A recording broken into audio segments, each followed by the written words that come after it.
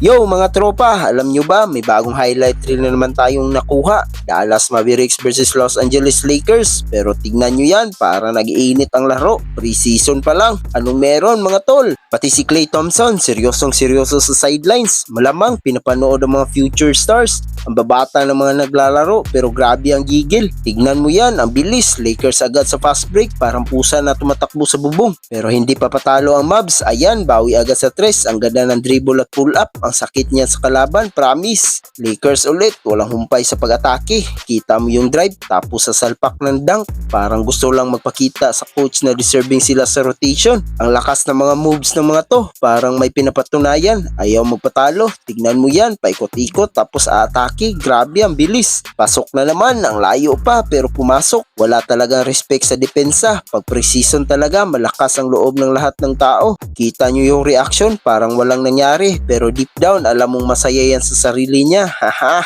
Bumawi ang Lakers. Dala-dala. Walang tigil sa pag-atake. Walang gusto magpatalo kahit practice game lang. Ang competitive. Ay teka, sino yung nakatayo at nag 3 points? Ang linis ng release. Grabe, parang nagsushooting practice lang. Ayan, aliop. Pasok. Ang ganda ng chemistry. Kung bench players lang yan, paano pa kaya pag naglaro na ang mga star players? Tsak, World War 3 ang mangyayari. Kaya mga tol, talagang nag-init ang Mavs at Lakers. Nagpakita ng puso ang mga bata at nagtitest ng mga skills. Ano sa tingin nyo mga tropa? Sino ang mas maganda ang bench? Lakers o Mavs? Comment na kayo sa baba. Huwag kalimutan mag-like at subscribe para sa mas marami pang hot takes at highlights.